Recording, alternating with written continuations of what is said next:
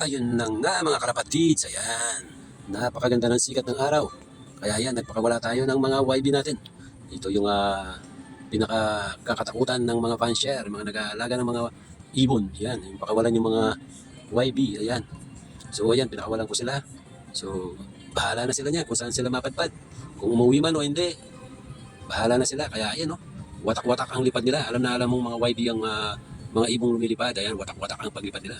Ayan, kung saan sila dumadapo. Ayan, yung isa, ayan, dumapo na sa kapitbahay.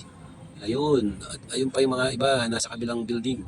So ayan guys, ganyan talaga pagka nagpapalipad tayo ng mga YBs, no? Konting ano lang, tapang lang, lakas ng loob, at tiwala na rin sa ating mga ibon. Kung alam natin kaya nilang tandaan ang mga paligid na pinapakita natin pagka nag-viewing tayo. Ayan, kaya napakalaga ng viewing. So ayan nga guys, hindi natin alam kung makakauwi lahat ng mga yan or maliligaw sila. Nasa 11 pieces na YB yung pinalipad natin ngayon. Ayan guys, so maya-maya hintayin natin kung makakauwi sila. So sa ngayon, wala na akong nakikitang lumilipad sa kanila. Hindi ko alam kung nasaan na sila. Patay na. Yari na. Ayan mga guys, oh. Mga kalapatids. Ayan, nasaan kaya sila? Yung iba nandito lang sa ibang building. Ayan, sana makauwi naman sila. So ayan, oh, pag sa pag-aalaga talagang ganyan. Minsan magkakaroon tayo ng mga pagsubok sa mga alaga natin. Huwag tayong matakot mawalan.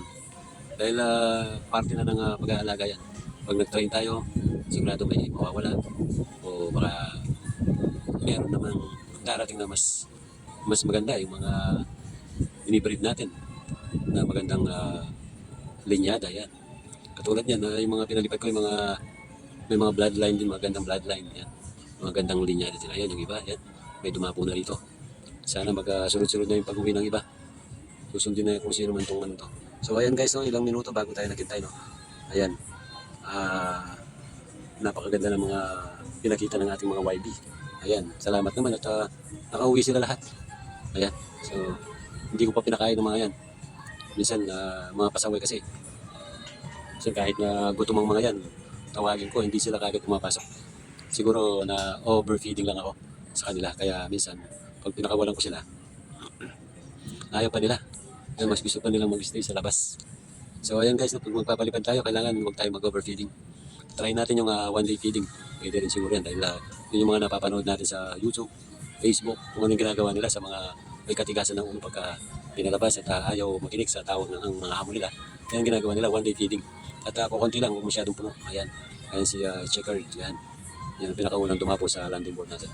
Malapit sa kulungan nila. Yan. Sana sunod-sunod na sila at makauwi lahat para maging masaya ang pag-aalaga natin.